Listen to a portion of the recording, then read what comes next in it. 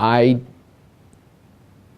didn't develop what Flannery O'Connor calls the habit of being, which means the habit of actually writing, until I came to North Carolina. So again, that magical connection, for some reason in 1976, when I got here as a VISTA volunteer, I started writing habitually. I started sitting down and actually writing poems. I had made that connection that if you wait long enough for inspiration, nothing will occur, because like so many other things, does one ever get inspired to, I don't know, develop a workout program or a diet? You're not inspired, you do it.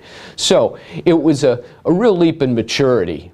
I got it that you have to sit down and actually put words on paper in order for a book to begin to build. So I, again, developed what I would call a habit of being. And I also began to delve into my own life.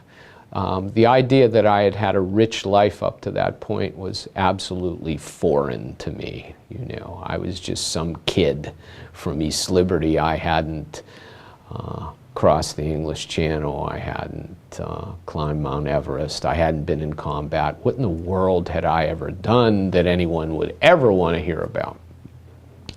So I began to write about my life, and the first poem that I think that I wrote that was good and felt like there were tons more just like that in me, and was a poem about my father's father, my grandfather, who had come to the United States in 1907 from Puglia on the Louisiana, the ship in steerage, like so many of those Italian immigrants, and launched that side of the family. So I was able to move out of that sort of vague, deep image, if you will, where we all start, and we should never apologize for where we start, because you have to write badly before you can write well, just like you have to play bad golf before you play good golf.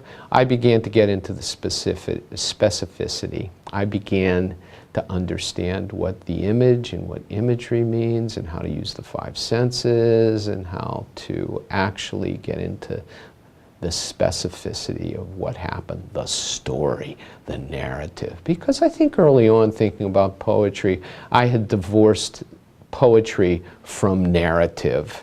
And of course, kids who grew up when I grew up, not unlike young people growing up now, associate poetry often exclusively with formalism. Whose woods these are, I think I know. His house is in the village, though. Rhyming poetry with very strict metric conventions, which are wonderful. One is not better than the other, but free verse, which I hadn't really encountered and wouldn't have known it was even called that, just gave me license and permission to ramble and tell the stories that really did reside in me, but that doesn't make me unique.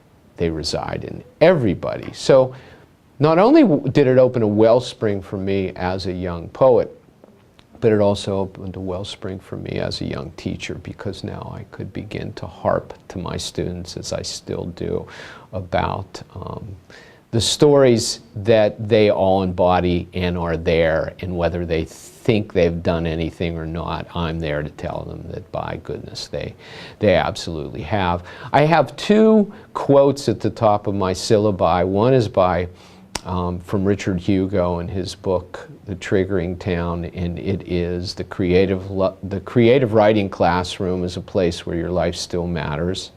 And the other is by Flannery O'Connor, who's a real idol of mine, a Southern writer, I might add. And I will paraphrase it, but it basically says, if you survive your childhood, you have enough to write about for the rest of your life. So predicated on that, I started teaching my writing classes.